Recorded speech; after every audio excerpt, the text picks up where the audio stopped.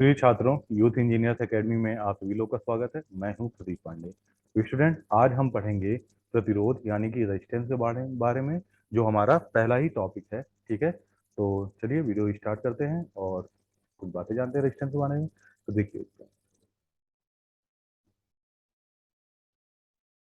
Resistance, ठीक है, इसको रेजिस्टेंस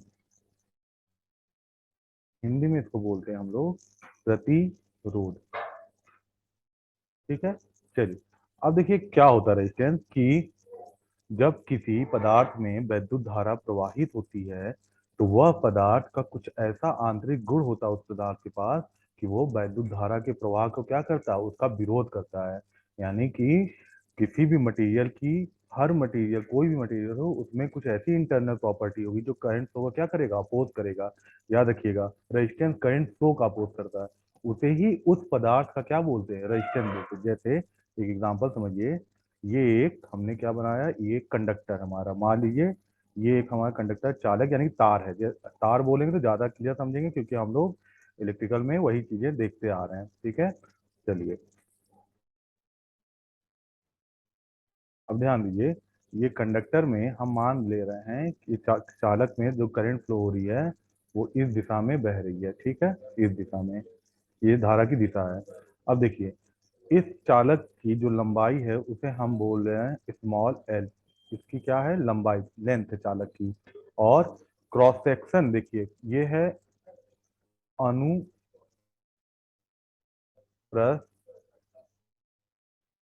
काट का क्षेत्रफल, जिसे हम कहते हैं क्रॉस सेक्शनल एरिया।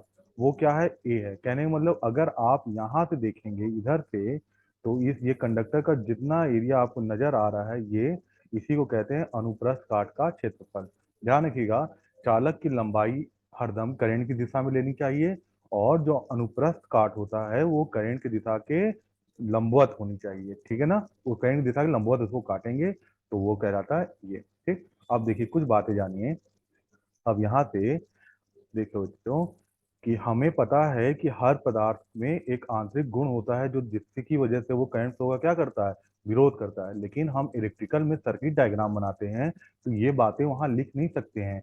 तो इस बात को सर्किट डायग्राम में दर्शाने के लिए ही हम क्या करते हैं, प्रतिरोध का क्या करते हैं, प्रतीक बनाते हैं, सिंबल बनाते हैं। जैसे प्रतिरोध को इस तरह से हम रिप्रेजेंट करते हैं, ये इसका इस तरह से हम रिप्रेजेंट किया, और इसको किससे प्रदर्शित करते हैं, कैपिटल आर से। ठीक है, ये ध्यान रखिएगा, ये कोई अलग से नहीं है। इसी कंडक्टर की वो प्रॉपर्टी जिसको करंट फ्लो का अपोज कर रहा, उसी को प्रदर्शित करने के लिए हमने यहाँ क्या बनाया, एक रजिस्टर बनाया। ठीक है ना, और इसका जो मात्रक होता है, प्रतिरोध का मात्रक क्या होता है, वो होता है ओम। और इसको कैसे रिप्रेजेंट करते हैं, इस तरह से। ठीक है, चलिए अब और भी बातें जानते हैं। किन किन भौतिक कारकों पे प्रतिरोध निर्भर करता है, तो उसको देखते हैं। देखिए, प्रतिरोध जो होता है वो चालक जो है उसकी लंबाई के अनुक्रमानुपाती होता है। दूसरा, प्रतिरोध जो है वो अनुप्रस्थ काट के क्षेत्रफल के व्युत्क्रमानुपाती होता है। कहने का मतलब, अगर अगर हम चालक की लंबाई अगर बढ़ा दें तो चालक का प्रतिरोध क्या हो जाएगा, बढ़ जाएगा। लेकिन अगर हम मोटे तार से पतले तार पे आ गए, मतलब अगर हम क्रॉस सेक्शन एरिया को क्या कर दें, घटा दें, तो भी प्रतिरोध क्या हो जाएगा, बढ़ जाएगा। यानी कि लंबाई बढ़ने से प्रतिरोध बढ़ता है, और अनुप्रस्थ काट का क्षेत्रफल घटने से प्रतिरोध बढ़ता है। ध्यान रखिएगा। चलिए अब देखिए, आप सारे बच्चे, कि अगर इन्हीं दोनों चीज को मिला दें तो आर क्या हो जाएगा, एल बाई ए, ये आ रहा है।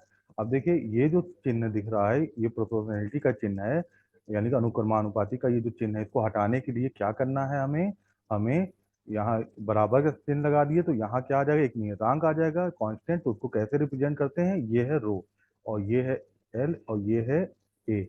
अब यहाँ जो आपका रो आ रहा है, ये आपका कहलाता है, इसे कहते हैं विशिष्ट प्रतिरोधकता, या विशिष्ट प्रतिरोध या प्रतिरोधकता।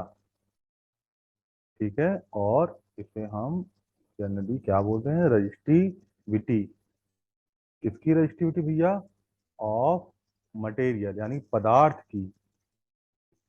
पदार्थ की प्रतिरोधकता है ये, जिससे कौन बना है, चालक बना है। चालक जिस पदार्थ से बना है उसकी प्रतिरोधकता क्या कहते हैं, रो बोलते हैं। ठीक है, RH O, रो। ठीक, चलिए अब बात करते हैं हम, इतनी बातें समझ गए। ठीक है, नेक्स्ट हम देखेंगे कि किन किन कारकों पे जो हमारा प्रतिरोध है वो निर्भर करता है। ठीक है ना, किन किन कारकों पे प्रतिरोध हमारा क्या करता है, निर्भर करता है। तो पहला देखिएगा, पहला जो कारक है वो है, अगर अगर हम चालक चालक का प्रतिरोध, सॉरी, चालक का टेम्परेचर, बेटा अगर हम चालक का तापमान बढ़ाएंगे तो इससे क्या होगा, चालक का रेजिस्टेंस भी बढ़ जाएगा। तो तापमान बढ़ाने से अगर रेजिस्टेंस बढ़ जाता है तो चालक यानी कि ऐसे मटेरियल को क्या बोला जाता है, इससे मटेरियल को बोला जाता है positive temperature coefficient type material. यानी कि चालक किस मटेरियल से बना है उसे क्या बोलेंगे, पॉजिटिव कोफिशिएंट टाइप मटेरियल। इसको शॉर्ट फॉर्म में बोला जाता है PTC, याद रखिएगा। यानी कि कंडक्टर कैसा मटेरियल होता है, PTC टाइप मटेरियल होता है, मतलब तापमान बढ़ाएंगे तो रेजिस्टेंस बढ़ेगा। चलिए इतनी बात तो हो गई। अब हम देखेंगे, अब बात कर लेते हैं हम इसकी कुछ बातें। देखिए यहाँ तो देखिए, ये तो पहला हो गया बेटा, पहला कारक। दूसरा देखिए, दूसरा फॉर्मूला देखोगे आपको याद हो तो रेजिस्टेंस बराबर क्या होता है, ρL/A। अब इनमें कितने कारक नजर आ रहे हैं, तीन चीजें, रो, लंबाई और क्रॉस सेक्शन एरिया, अनुप्रस्थ क्षेत्रफल। इन तीनों पे बेटा रेजिस्टेंस अब निर्भर करेगा। तो अगर रेजिस्टेंस निर्भर कर रहा रो पे, यानी कि हम कह सकते हैं, ऐसे जानिए कि हम कह सकते हैं कि पदार्थ की प्रकृति, रेजिस्टेंस जो है पदार्थ की प्रकृति पे भी निर्भर करेगा। प्रकृति मीन्स नेचर, किस टाइप का मटेरियल है, मतलब कंडक्टर किस टाइप का बनाए हैं आप, चालक को किस पदार्थ से बनाए, उसकी प्रकृति क्या है, उस पे क्यों निर्भर करता है, अभी थोड़ी देर पहले बताया था, उस पे रो निर्भर करता है, यानी कि रेजिस्टेंस भी उस पे निर्भर करेगा। अब जरा देखिए, इसी को समझने के लिए, अगर हम दो चालक लें, दो कंडक्टर लें, ध्यान दीजिएगा, इसका क्रॉस सेक्शन एरिया क्या है, L, और लंबाई क्या है, L। और अगर हम एक और कंडक्टर लें सेम लंबाई, ध्यान रखिएगा, सेम लंबाई का, अगर थोड़ा सा टेढ़ा बन गया, इसको थोड़ा सा हटा दें, अगर हम सेम लंबाई का एक और कंडक्टर लें, यहाँ देखिए, सेम लंबाई का एक और कंडक्टर है, यानी कि इसकी भी लंबाई क्या है, L, और इसका क्रॉस सेक्शन क्या है, A। अब बात समझिएगा, अगर ये हमारा बना है कॉपर का, तांबे का बनाया है ये, और ये हमने बनाया है एल्यूमिनियम का, तो अब बात समझिए, यहाँ पदार्थ बदल जा रहे हैं, कॉपर से एल्यूमिनियम हो रहा है, यानी कि पदार्थ की नेचर क्या हो रहा है, प्रकृति बदल रही है, तो रेजिस्टेंस भी बदलना चाहिए। चलिए इस चीज को देख लेते हैं। तो देखिए, कॉपर का रेजिस्टिविटी क्या होता है, P, रो मान लेते हैं, और एल्यूमिनियम का रो A मान लेते हैं। अब देखिए इसका रेजिस्टेंस क्या आ जाएगा, किसका, कॉपर का, उसको RC बोल दें तो ये हो जाएगा ρC/L/A।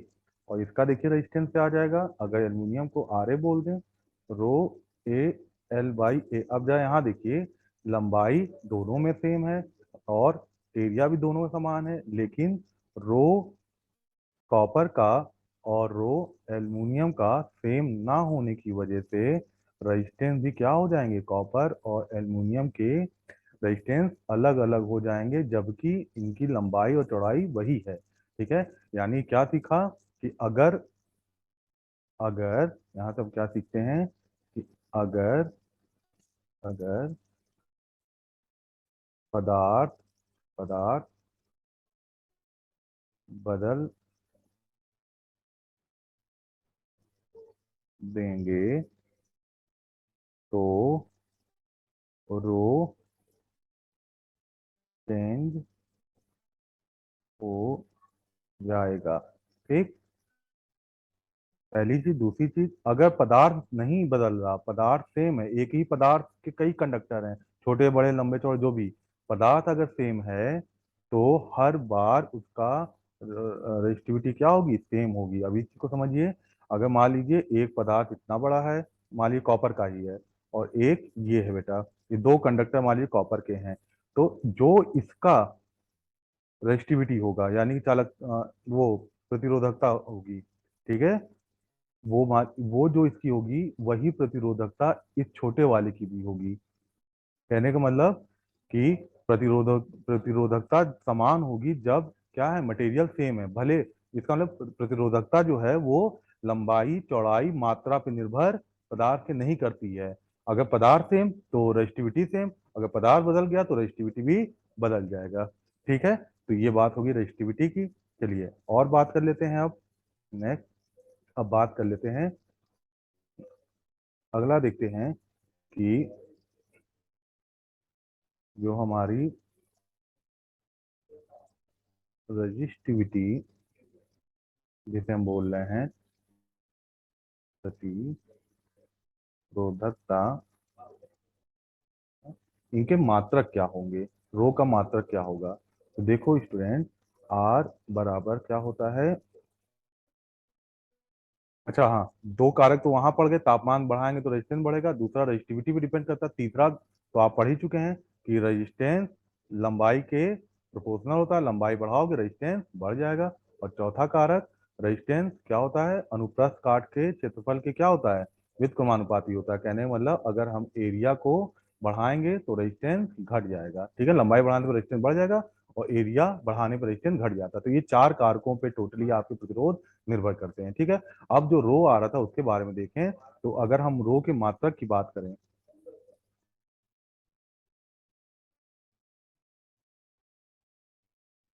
इसके मात्रक की, ठीक है, यूनिट जिसे कहते हैं, यूनिट क्या होगी, तो देखिए फॉर्मूला आर इक्वल टू क्या था, रो एल बाई ए। अब जरा इन सारी चीजों को इनके यूनिट से रिप्रेजेंट करिए, तो इसका क्या होता है बच्चों, ओम, इसकी चाहिए हमें यूनिट, और लंबाई का क्या होता है मीटर, एरिया का क्या होता है मीटर स्क्वायर, तो मीटर से मीटर एक कैंसिल हो गया, तो ये क्या हो गया, रो बाई मीटर।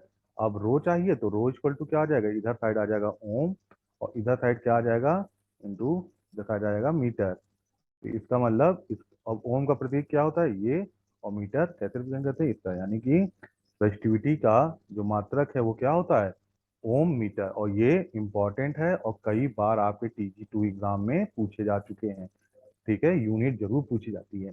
चलिए स्टूडेंट, ये तो बात हो गई। अब जानिए, अच्छा क्या सर प्रतिरोधकता को हम डिफाइन भी कर सकते हैं, यानी कि परिभाषित कर सकते हैं, तो बिल्कुल कर सकते हैं। देखिए आप जरा देखिए इसमें फॉर्मूले में, अगर हम लंबाई और एरिया को यूनिट कर दें, इकाई कर दें, इकाई लंबाई और इकाई क्या कर दें, क्षेत्रफल कर दें, तो रेजिस्टेंस आर बराबर क्या हो जाएगा, रो हो जाएगा। कहने का मतलब ऐसा चालक, मान लीजिए चालक लीजिए, ऐसा चालक जिसकी लंबाई लंबाई क्या हो, यूनिट हो, और जिसका एरिया भी क्या हो, वो भी इकाई हो, ऐसे चालक में जो भी रेजिस्टेंस होगा वही रेजिस्टेंस उस चालक का क्या हो जाएगा, रजिस्टिविटी हो जाएगा। ठीक है, तो ये बात हो गई रजिस्टिविटी की। ठीक है ना, अच्छा अब एक चीज और, रजिस्टिविटी की यूनिट, हाँ रजिस्टिविटी की तो यूनिट आप समझ गए क्या होती है। चलिए अब बात कर लेते हैं, नेक्स्ट जानते हैं। अब हम बात करते हैं कंडक्टेंस यानी चालकता की बात कर लें। चालकता, देखो बेटा, चालकता या कंडक्टेंस, ये भी क्या होता है, ये भी एक मटेरियल की क्या कहलाती है, प्रॉपर्टी ही होती है। ठीक है ना, ये भी मटेरियल की प्रॉपर्टी होती है, जो क्या करता है, जो देखिए जो काम प्रतिरोध करेगा उसके ही बिल्कुल अपोजिट काम कौन करेगा, चालकता करेगा। यानी कि प्रतिरोध का काम है धारा प्रवाह का विरोध करना, तो चालक क्या करेगा, चालकता क्या करेगा, वो धारा प्रवाह में सुगमता प्रदान करेगा। ठीक है ना, तो याद रखिएगा चालकता जी। ठीक है, इसको किससे रिप्रेजेंट करते हैं, जी से, ध्यान रखिएगा। पहला जो कंडक्टेंस होता है वो रेजिस्टेंस के रेसिप्रोकल यानी कि व्युत्क्रमानुपाती होगा। ठीक है ना, ये हो गया। तो देखिए जरा, ये समझ गए सारी ये चीजें।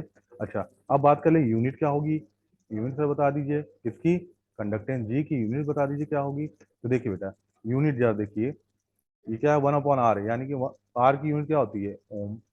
तो इसकी यूनिट क्या हो सकती है, जब सोचिए ओम ऊपर चला जाएगा तो ओम इनवर्स हो जाएगा, या तो ये यूनिट उसके बता दीजिए, या इसी को हम लिखते हैं MHO, यानी कि मो। ठीक है, ये एक यूनिट है, और एक यूनिट और पूछी जाती है, उसे बोलते हैं सीमेन। सीमेन भी इसकी यूनिट होती है, ध्यान रखिएगा। ओम, मो और सीमेन, ये सब किसकी यूनिट है, चालकता, यानी कि जी की है। ठीक है ना। तो स्टूडेंट अब आगे और भी बातें हैं, बट आज की क्लास में इतना ही। मैं ये बताना चाह रहा था कि अपकमिंग ये जो आने वाली जो आई है UPRVUNL में जो वैकेंसी TG2 की आई है, इस वैकेंसी के लिए आपका क्रैश कोर्स स्टार्ट हो गया है। वो दोनों मोड में चल रहा है हमारे यूथ इंजीनियर्स एकेडमी में। कुछ बच्चे ऑफलाइन भी कर रहे हैं और ऑनलाइन भी स्टार्ट हो रहा है। तो आप ऑफलाइन भी कर सकते हैं, ऑनलाइन भी कर सकते हैं। अब देखिए, जो बच्चों को सुगमता रहती है वो आ सकते हैं क्लास, वो ऑफलाइन आ रहे हैं। बट जो बच्चे बहुत दूर रह रहे हैं, जो नहीं आ सकते हैं, वो ऑनलाइन बैच भी ले सकते हैं। ठीक है। हाँ, बात कर लें कि सर अच्छा फीस कितनी होगी, तो याद रखिएगा फीस जो है वो 1999 रुपए फीस थी। लेकिन अगर आप 15 अगस्त से पहले एडमिशन लेंगे तो फीस आपकी 1499 होगी। ठीक है ना। और किसी भी जानकारी के लिए आपको और जानकारी चाहिए तो आप नीचे दिए गए इन दो नंबरों पे कॉल करके डिटेल ले सकते हैं। ठीक है। तो आप, मैं उम्मीद करता हूँ कि आप बहुत मेहनत करेंगे, और अगर मेहनत करेंगे तो सफलता जरूर मिलेगी। बहुत बहुत धन्यवाद।